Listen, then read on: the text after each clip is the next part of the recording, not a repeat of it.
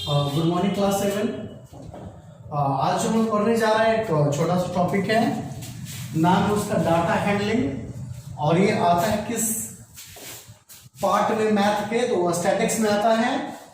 ठीक है, स्टैटिक्स क्या है ये जान लीजिए। तो statics is a science that deals with the representation, analysis and interpretation of numerical data. एक तरह से डाटा जो हम लोग कलेक्शन करते हैं और उसका स्टडी जिस पार्ट में करते हैं मैथ के, उस पार्ट को कहते हैं स्टैटिक्स। ठीक है, जैसे एक डाटा एवरेजेस, एक तरह से तीनों एवरेज ही है, बट तरीका अलग अलग है निकालने का। मीन का मतलब होता है लगभग प्योर एवरेज, मीडियन का मतलब बीच वाला नंबर, मोड का मतलब कि कौन सबसे ज्यादा बार आया है। ठीक है, तो ये तीनों का अलग अलग डेफिनेशन है। तो आइए कुछ क्वेश्चन देखें और तीनों में अंतर समझे क्या है। तो ये आ गया पहला क्वेश्चन हम लोग के सामने, फाइंड मीन है। ठीक है, तो मीन का जो फॉर्मूला है वो बता दें आपको, sum of all observation, sum of all ये टोटल ऑब्जर्वेशन, जो भी अपने पास डाटा है उसका सारा का जोड़, बाय देयर नंबर, वो कितना पीस है। ठीक ना, तो सम करेंगे सबको। ऊपर डाटा पे 5 नंबर अपने पास, 1 2 3 4 5, इसको जोड़ना है 20 50 20 10 50। ठीक है, और ये कितना पीस है टोटल, तो 1 2 3 4 5, तो नीचे क्या दे देंगे बच्चों, 5 देना पड़ेगा। तो 20 है, 20 50 70 हो गया, फिर 90 हो गया, फिर 100 150 हो गया। 5 से काटेंगे तो क्या आ जाएगा, क्या 30 आ जाएगा ना। तो ये देख सकते हैं मीन का बड़ा सिंपल फॉर्मूला है 7th क्लास में, sum of total observation by their number है। क्लियर। तो now see the next question. ये क्वेश्चन आपके सामने फिर चेंज हो गया, इसमें पॉइंट में नंबर है।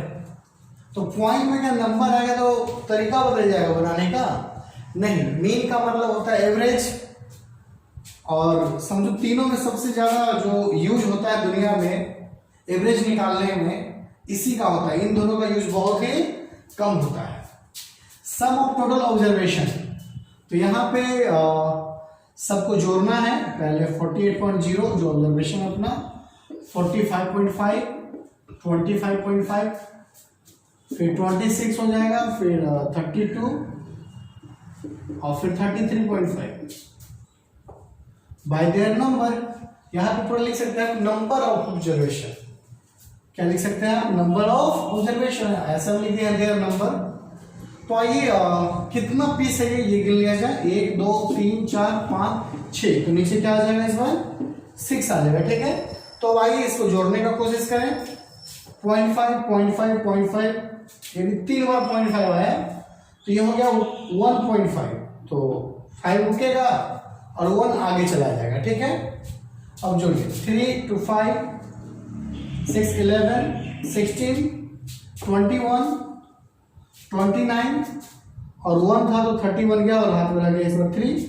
क्लियर। अब सेकंड नंबर जोड़ दीजिए, और डिजिट जो है 3 3 6 2 8 2 10 14 18 और 3 21 डिवाइडेड बाय 6। तो यहां तक आपको समझ में आ रहा हो, ये जो ऊपर वाले का जोड़ है। अब 6 से डिवाइड कर दीजिए, तो 6 3 18 होगा ना, 18 होगा तो बच जाएगा 30, 6 5 30, 5 आया तो 5 नहीं लगेगा तो 0 दे देंगे, और 50 हो जाएगा तो 8 6 48, फिर 2 बचेगा तो 6 3 18, फिर 2 बचेगा, यानी ऐसे बचता ही जाएगा, 3 3 आता ही जाएगा। तो सब 3 को हटा के आप 3 भी छोड़ सकते हैं और 4 भी लिख सकते हैं आपका। ठीक है, तो इस तरह आंसर आ गया 35.84। तो now we have to see second average, that is median. Find median, median find करना है बच्चों। तो आइए मीडियन फाइंड करने, जो पहला क्वेश्चन है, पहला क्वेश्चन क्या है, 16 है, 7 7 है, 15 और 5 है।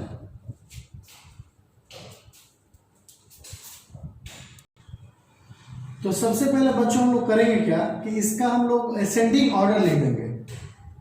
बिना असेंडिंग ऑर्डर का ये बनेगा नहीं, असेंडिंग ऑर्डर, ठीक है।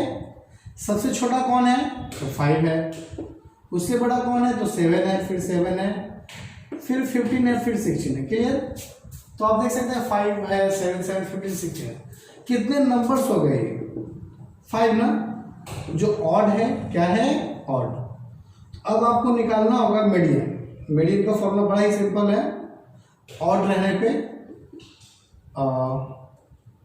n+1/2 term. अगर ये ऑड है तब ये फॉर्मूला फॉलो होगा।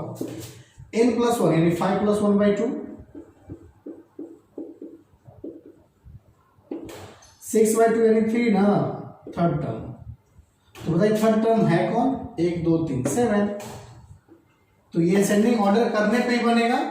ओके, जैसे सेकंड क्वेश्चन अपने पास है और इसमें सबसे छोटा जो है असेंडिंग ऑर्डर कर लिया जाए।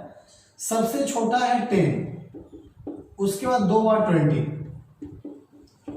उसके बाद लगता है 40 है, उसके बाद 50 3 बार है, 1 2 3।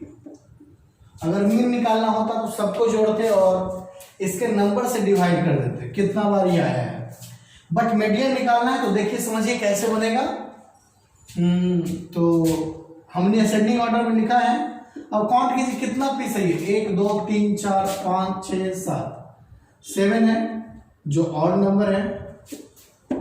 तो मीडियन बड़ा ही आसानी से निकल जाएगा। और 7+1/2 यानी जो फॉर्मूला है according to that n+1/2 term, ठीक है, ऑड रहने पे। तो 7+1/2 यानी फोर्थ टर्म हो गया। तो guys now you tell me fourth कौन है इसमें? 1 2 3 4 40। आंसर क्या हो गया? 40 हो गया, ठीक है। तो अब देखेंगे हम लोग थर्ड क्वेश्चन, इसको मिटा देते हैं। थर्ड क्वेश्चन है, इसको भी असेंडिंग कर ही लिया जाए डायरेक्ट। इसमें सबसे छोटा जो दिखा आपको वो 3 दिखा, असेंडिंग ऑर्डर। और 3 के बाद जो नंबर है वो 6 है, और 6 के बाद जो नंबर है वो दिखने लग रहा है 12, फिर 13। हाँ 12 13 हो चुका है, यानी 3 हो गया, 6 हो गया, 12 हो गया, 13 हो गया। अब बचा 32 33 35 24। तो 24 लगता है सबसे छोटा है अभी। 24 के बाद 32, फिर 33, ये भी हो गया, ये भी हो गया, ये भी हो गया, 37 लास्ट। तो now we have to count कितना पीस है ये? 1 2 3 4 5 6 7 8। 1 2 3 4 5 6 7 8। क्या ये सही में 8 पीस है? देख लेते हैं। 1 2 3 4 5 6 7 8 9, यानी कोई तो छूटा है। देख लेते हैं कौन छूटा है। 3 है, फिर 6 भी है, बड़ा करते जा रहे हैं। फिर 12 भी हमने ले लिया, 13 भी लिया है, फिर 24 भी लिया, फिर 32 लिया, 33 लिया, 37 लिया। बच गया कौन? 35, ठीक है। तो 35 इससे पहले आना चाहिए था। तो ऐसे ही आप लिख लेंगे सारा, कोई छूट जाएगा तो गोल कर करके आप पता कर लेंगे आखिर कौन छूटा है। तो ये 9 पीस है और ये ऑड हो गया। अब बोलिए हमको कैसे पता चल गया कुछ छूट गया? क्योंकि 7 क्लास में जितना भी क्वेश्चन है सब में ये ऑड ही है, इवन है ही नहीं, इसलिए हमें पता चल गया। तो मीडियन का फॉर्मूला बड़ा सिंपल है, n+1/2 टर्म। तो n कितना? 9 पीस ना, 9 1 10/2, 10/2 आपको मालूम है कि 5वां हो जाएगा, 5th टर्म। और 5वां टर्म है कौन? 1 2 3 4 5 24। आंसर क्या हो गया? 24। क्लियर? तो स्टूडेंट्स आपको अब बताने जा रहे हैं अगर ये इवन होता तो क्या होता। मान लो 37 है ही नहीं यहाँ पे। क्लियर? तो ये एज एग्जाम्पल है, आपके एक्सरसाइज में तो नहीं है, एज एग्जाम्पल इसको समझे आप। फोर्थ क्वेश्चन समझ लीजिए। 1 2 3 4 5 6 7 8 पीस है, और ये ऑड नहीं बल्कि इवन है। आपके एक्सरसाइज में ये नहीं है बट हम बता रहे हैं, ध्यान दीजिएगा, स्पेशल क्वेश्चन हो गया ये। तो इस बार जो मीडियन निकलेगा ना, उसमें करना क्या है आपको कि n/2 भी निकालना है आपको, क्लियर, और n/2 + 1 भी निकालना है, ऐसे ये दोनों निकालना है, ठीक ना। और टोटल के नीचे क्या कर देना है, /2। तो n/2 यानी 8/2, फिर यहां भी 8/2 + 1, टोटल के नीचे क्या दे दिए, 2 दे दिए। तो माय डियर स्टूडेंट्स, ये कटेगा तो क्या हो जाएगा, 4 होगा ना, तो लिख देंगे 4। ये कटेगा तो 4 होगा, लेकिन +1 है तो क्या हो जाएगा, ये 5/2, ये टर्म है। तो 4th + 5th, तो यहां पे जब भी इवन रहेगा तो आपको बीच का संख्या निकालना बहुत मुश्किल है। जैसे 1 2 3 4 है ना, तो ये 4 पीस है, तो बताइए बीच में कौन है। तो ये भी बीच के लिए लड़ाई कर सकता है और ये भी कर सकता है कि हम बीच में हैं, हम बीच में हैं। तो इसीलिए करना क्या पड़ता है कि दोनों बीच वाले को जोड़ के 2 से डिवाइड करना पड़ता है। वही चीज यहां पे हुआ, जैसे यहाँ 4 है ना, 1 2 3 4 5 6 7, 1 2 3 4 5 6 7 8 पीस है, तो बीच में चौथा और पांचवा पड़ेगा, 1 2 3 4, ये दोनों बीच में पड़ेगा। एक्चुअल में बीच में कोई है ही नहीं, बीच में 2 लोग पड़ जाते हैं, 2 नंबर पड़ जाता है, और दोनों में हो जाता है लड़ाई कि हम बीच में हैं, हम बीच में हैं। तो उसका उपाय ये है कि इसको जोड़ेंगे और 2 से डिवाइड कर देंगे।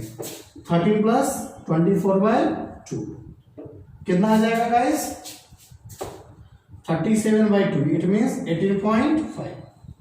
तो ये आ गया आंसर। तो इवन वाला क्वेश्चन बुक में नहीं है, फिर भी मैंने आपको बताया। Now friends, you can see the third type, that is mode. Mode क्या है वो बता दें आपको। मोड का मतलब होता है एक ऐसा संख्या जो बहुत बार आया हो, जो बहुत बार इसमें आया हो। तो आपको दिख रहा है 23, 53, 2, 23, 67, 43, 66 और 4। तो कौन है जो आपको ज्यादा बार दिखा है इसमें, तो ऑफ कोर्स आपको दिखा है 23। क्लियर। तो जो आंसर होगा पहला का मोड में, वो आंसर क्या हो गया, 23।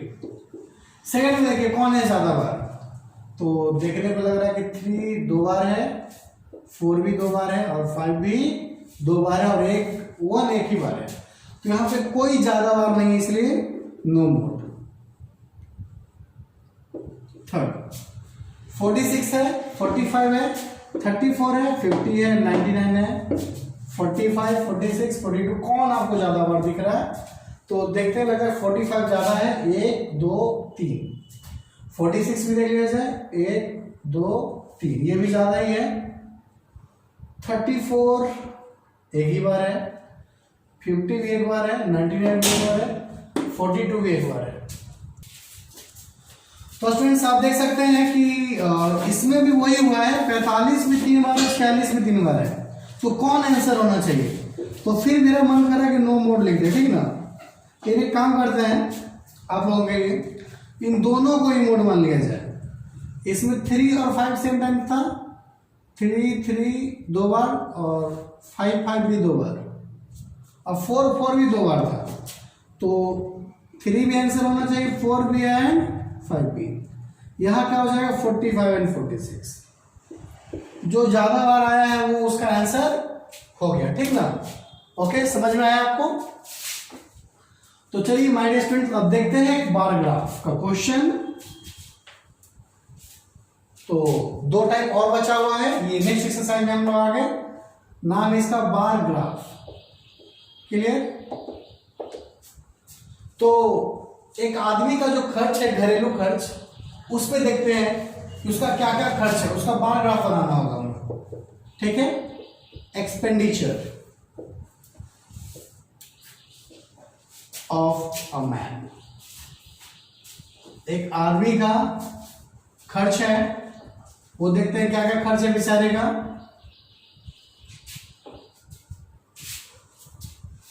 ऑफ अ मंथ, तो सबसे पहले उसका खर्च जो है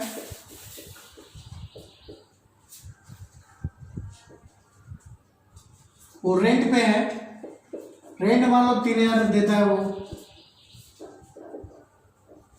उसके बाद खाना पे उसका खर्च है, मान लो 5000 का खाना खाया। उसके बाद कपड़ा पे उसका खर्च है, कपड़ा भी मान लो 2000 का खर्च है उसका। उसके बाद एजुकेशन पे खर्च करना है, तो एजुकेशन पे मान लो कि 2500 करेगा। तो रेंट हो गया, फूड हो गया, क्लॉथ हो गया, एजुकेशन हो गया, और ट्रांसपोर्टेशन भी हो जाएगा इसका। एक इंसान का बहुत सारा खर्च होता है, तो ट्रांसपोर्टेशन पे मान लीजिए 1000 रुपये इसका खर्च है, ठीक है। तो इसका हम लोग बनाएंगे अब बार ग्राफ। आपके बुक में अलग क्वेश्चन हो सकता है, अपने मन से क्वेश्चन आपको दे रहे हैं। तो गाइस बड़ा सिंपल तरीके से हम लोग इसको बना सकते हैं। एक ऐसा लाइन खींचेंगे और एक ऐसा खींचेंगे। बार ग्राफ दो तरीकों से बनता है, एक ऐसा रहेगा जिसमें ऊपर नाम रहेगा सबका, रेंट, फूड, क्लॉथ, एजुकेशन। एक दूसरा टाइप ये होता है कि क्लास इंटरवल होता है, 0 to 10, 10 to 20, 20 से 30, 30 to 40, 40 to 50। तो दो टाइप का बार ग्राफ बनता है। तो अभी आपके पास पहले टाइप का बार ग्राफ है जिसमें आपका बिल्डिंग अलग अलग होगा, सटा हुआ बिल्डिंग नहीं होगा। क्लियर? तो अधिकतम खर्च 5000 गया है और कम से कम 1000 है। तो चलिए 1000 के एवरेज से चलते हैं। 1000, 2000, 3, 4, 5। ये 5 तल्ला बिल्डिंग हो गया अपना। ये 1000 का है, ये 2000 का है, और ये 3000 का है, और ये 4000 का है, और ये 5000 का है। तो माय डियर स्टूडेंट, सबसे पहला जो है रेंट है, वो कितना बड़ा बिल्डिंग बनेगा? तो 3000 तक का बनेगा। एक पहला बॉक्स बना लो, इसके नीचे भी रेंट लिख सकते हो, इसके अंदर भी रेंट लिख सकते हो, ठीक है। अब दूसरा बिल्डिंग फूड का है, सबसे बड़ा बिल्डिंग है, सबसे ज्यादा खाना खाता है ये। तो ये 5000 वाला बिल्डिंग है ना, 5000 के सामने। तो क्या नीचे लिख देंगे? फूड। क्लियर? फिर थर्ड बिल्डिंग 2000 का है, जो कपड़े पे खर्च हो रहा है इसका, तो ये कपड़े पे खर्च हो गया, क्लॉथेस पे। फिर एजुकेशन पे 2500, तो दोनों के बीच में पढ़ना चाहिए, इससे बड़ा और 3000 से छोटा, ठीक है। तो ये एजुकेशन हो गया। और फिर ट्रांसपोर्टेशन पे 1000, सबसे कम खर्च है ट्रांसपोर्टेशन पे, तो यहाँ पे इस तरह आप बना सकते हैं। ये एक्सपेंडिचर है, इतना खर्च किया है, और ये किस किस में किया है वो है, ठीक है। तो स्टूडेंट्स आप देख सकते हैं कि इस तरह से आपको बार ग्राफ बनाना है। अलग अलग डाटा आपके पास आएगा, वैसा बिल्डिंग बनाना। क्लियर? तो अब ये बार ग्राफ भी हो गया गाइस। आप अपने बुक से बहुत सारा क्वेश्चन बनाए, सेम टाइप है, जरा सा भी डिफरेंस नहीं है। बिल्डिंग अलग अलग होना चाहिए आपका। बिल्डिंग सटता है कब? जब क्लास इंटरवल आता है तब। और इस क्लास में क्लास इंटरवल है ही नहीं, आपके क्लास में क्लास इंटरवल नहीं है। तो अब जो आ रहा है टाइप नेक्स्ट है, वो प्रोबेबिलिटी है। तो ये एक थर्ड टाइप हो गया आपके इस स्टैटिक्स का, और ये लास्ट टाइप है। प्रोबेबिलिटी का मतलब होता है एनी बाई एनएस, यानी नंबर ऑफ, एनी का मतलब क्या? Number of favourable event. Favourable है,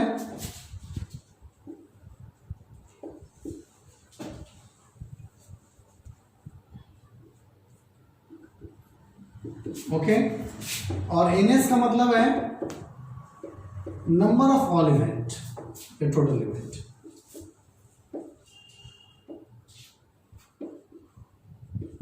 तो नीचे एनएस का मतलब टोटल और एनी का मतलब फेवरेबल, जो क्वेश्चन में कहा गया है। कुछ आपको दिखा देते हैं जो आ सकता है एक्सपेरिमेंट में, सैंपल आपको दिखा दें। जैसे आप एक कॉइन टॉस करेंगे तो क्या क्या रिजल्ट आ सकता है? उसका सैंपल है, हेड आएगा या फिर टेल आएगा, ठीक है। अगर 2 कॉइन आप टॉस करेंगे तो क्या आ सकता है? तो दोनों हेडेड आ सकता है, या हेड टेल आ सकता है, या फिर टेल हेड आ सकता है, या फिर टेल टेल आ सकता है, ठीक है। अगर आप 3 कॉइन टॉस करेंगे तो क्या क्या एक्सपेरिमेंट में आ सकता है? तीनों हेड, नहीं तो तीनों टेल, नहीं तो 2 हेड पीछे वाला टेल, नहीं तो 2 टेल पीछे वाला हेड, ऐसे कर सकते हैं। अब बीच वाला टेल तो बीच वाला हेड, क्लियर। अब पहले वाला टेल तो नीचे में पहले वाला में हेड। तो 8 सैंपल हो गया 3 कॉइन का, ठीक है। तो ये सैंपल है 1 कॉइन, 2 कॉइन, 3 कॉइन। उसी तरह डाई में क्या आ सकता है? अगर सिर्फ आपके पास एक ही डाई है तो क्या आएगा?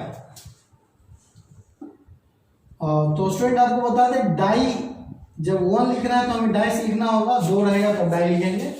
डाइस का प्लूरल होता है डाई, ठीक है।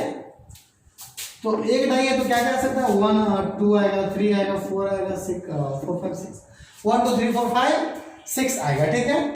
तो बहुत सारे एक्सपेरिमेंट है आपका, तो प्रोबेबिलिटी का आई थिंक स्टार्टिंग है 7th क्लास में, तो बहुत एक्सपेरिमेंट है, आपको हम बताएंगे आगे।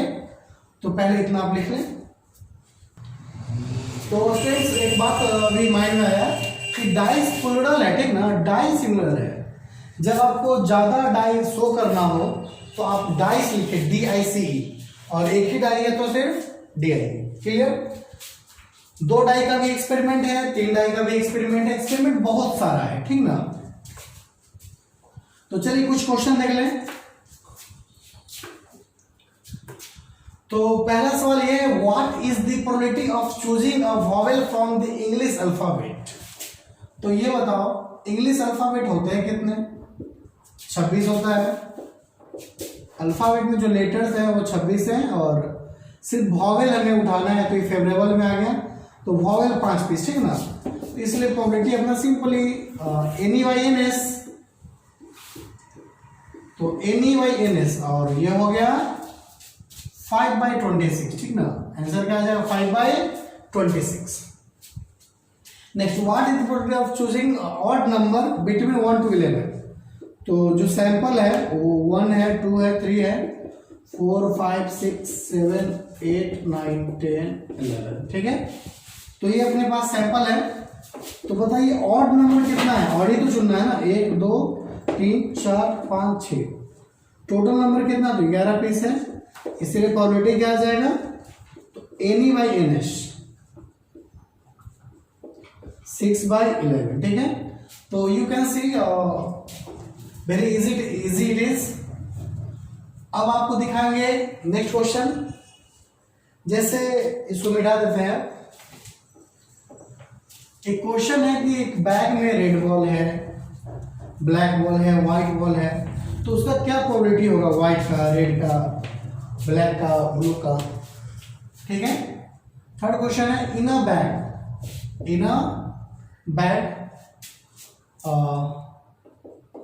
There are 10 red, 5 black and 6 blue balls. या व्हाइट कर लें, ज्यादा अच्छा रहेगा।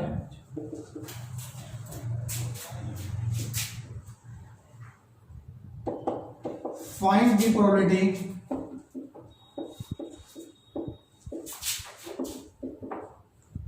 ऑफ, ठीक है। मान लो पहला क्वेश्चन बोल दिया कि रेड का निकालना, रेड बॉल का निकालना है, ठीक है। तो स्टूडेंट्स बताइए रेड बॉल कितना है यहाँ पे? तो रेड बॉल हो गया 10 पीस, और टोटल कितना हो गया? तो 10 5 15 6 21 ना। तो NS हो गया 21। तो बताओ प्रोबेबिलिटी क्या हो जाएगा? सिंपली 10/21। अगर क्वेश्चन बोल देता नॉट रेड बॉल, नॉट, तब क्या करते आप? यानी रेड बॉल कौन कौन नहीं है? तो 5 और 6 11 पीस, ये रेड बॉल नहीं है, और टोटल तो मालूम है आपको कि 21 है। तो यहां पे प्रोबेबिलिटी क्या हो जाता? 11/21, क्लियर। आपको एक और बात बता दें यहाँ पे कि sum of total probability of experiment होता है 1। जैसे आप इन दोनों को जोड़ेंगे ना तो 1 आ जाएगा, 10 और 11 ऊपर 21 और नीचे 21 है, 21/21 1 हो जाता है। तो एक बहुत बड़ा चीज है कि प्रोबेबिलिटी होने का और प्रोबेबिलिटी नहीं होने का दोनों को जोड़ेंगे तो क्या आएगा 1। तो ये बात याद रखेंगे आप नोट में। एक तरह से कह लें सम ऑफ प्रोबेबिलिटी 1 ही होता है, sum of total probability is equal to 1। एक इवेंट है जैसे रेड बॉल का है, तो रेड बॉल का जितना भी होता है यहाँ पे सब का सब क्या हो जाता है जोड़ने पर 1, और होगा भी 10/21 11/21। क्लियर। चलो एक और क्वेश्चन बना लो इसमें। व्हाइट बॉल का क्या होगा प्रोबेबिलिटी, तो आपको दिख रहा है साफ साफ ये 6 पीस है 6/21। क्लियर। ना स्टूडेंट्स आपके बुक में एक बड़ा ही कॉम्प्लिकेटेड क्वेश्चन आ गया, प्लेइंग कार्ड्स का आ चुका है, तो उसके लिए एक क्वेश्चन है, बताना पड़ेगा बहुत सारे चीज। इसके 4 सूट होते हैं बच्चों, देयर आर 4 सूट्स। जो सबसे पहला सूट है वो बता दें आपको, वो है हार्ट। ठीक है, हार्ट होता है, डायमंड होता है, हार्ट में 13 पीस, डायमंड में 13 पीस। फिर क्लब भी होता है, heart diamond club, club and spade. ये 4 पीस होता है, 4 सूट है, ये 4 तरह का है। तो इसमें जो 1 नहीं होता बल्कि ए होता है। क्या होता है बच्चों, ए। उसके बाद से 2 स्टार्ट हो जाता है, 2 3 4 5 6 7 8 9 10 और जे के क्यू। फिर वही बात 2 3 4 5 6 7 8 9 10 फिर जे के क्यू। फिर यहाँ भी वही बात 2 3 4 5 6 7 8 9 10 जे के क्यू। और फिर वही बात 2 3 4 5 6 7 8 9 10 जे के क्यू। हार्ट और डायमंड रेड कलर का होता है, ये कलर में रेड है और ये भी कलर में रेड ही है, और ये ब्लैक कलर का है क्लब, और ये भी ब्लैक ही है। क्लियर। हार्ट का जो साइन है वो दिखता है आपको कैसा होता है, डायमंड भी ऐसा होता है, क्लब कुछ ऐसा होता है, और स्पेड भी एक काला पानी की तरह होता है ये।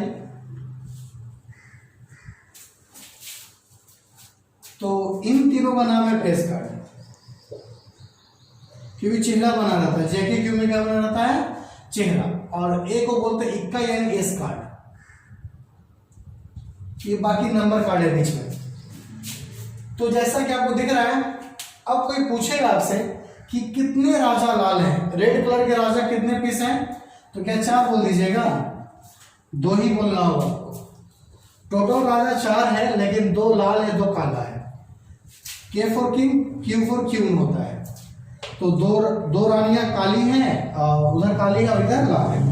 जे फॉर जैक यानी गुलाम में यहाँ पे 1 2 3 4 पीस है, 2 लाल है 2 काला है। वही चीज सब में है। क्लियर। तो क्वेश्चन कुछ भी पूछे आपसे आप बता देंगे। जैसे कि आपके बुक में एक क्वेश्चन है, वो पढ़ते हैं थोड़ा। What is the probability of a drawing a picture card. Picture card आपको उठाना है, तो सिर्फ पिक्चर कार्ड का और कोई बात नहीं बोला। पिक्चर कार्ड यानी फेस कार्ड। फेस कार्ड का प्रोबेबिलिटी क्या होगा, ठीक ना। तो एज एग्जांपल समझे, कोई नंबर इस क्वेश्चन का नहीं है। तो पिक्चर कार्ड कितने पीस है बच्चों, पिक्चर कार्ड का क्वेश्चन आ गया। तो 3 6 9 12 कार्ड ऐसा जिसमें पिक्चर है। टोटल कितने कार्ड्स हैं, 13 26 39 52 52। तो हो गया पिक्चर कार्ड का प्रोबेबिलिटी यानी फेस कार्ड का प्रोबेबिलिटी हो गया 12/52। जो 4 से कटेगा 3 बार में, 4 से कटेगा 13 बार में। ठीक है। तो ये आ गया पिक्चर कार्ड का आंसर। मान लो बोलता है नंबर कार्ड का, या बोलता है ब्लैक कार्ड का, कुछ भी बोल सकता है। ब्लैक किंग भी बोल सकता है। ब्लैक किंग का प्रोबेबिलिटी क्या होगा ये बताओ। ब्लैक किंग बड़ा सिंपल है। ब्लैक किंग यहां पे 2 ही पीस है, तो 2/52। यानी 1/26। क्लियर? ये आप लिख लेंगे, बड़ा जरूरी चीज है। मान लो सिर्फ बोलेगा ब्लैक कार्ड, तो सिर्फ ब्लैक कार्ड बोलेगा तो 26/52 यानी 1/2। ये किसका है? सिर्फ ब्लैक कार्ड का है। और वही बात बोलेगा सिर्फ रेड कार्ड का, बताओ तब भी यही बात होगा। एस कार्ड का क्वालिटी क्या है? एस कार्ड का, एस कार्ड कितना है? 1 2 3 4 ना, तो हो जाएगा 4/52, 4 यानी 1/13। तो माय डियर स्टूडेंट्स, मैंने बहुत ज्यादा क्वेश्चन इससे बता दिया, ओनली 1 क्वेश्चन बुक में था। तो इसी तरह वीडियो देखते रहिए और दोस्तों को बताते रहिए।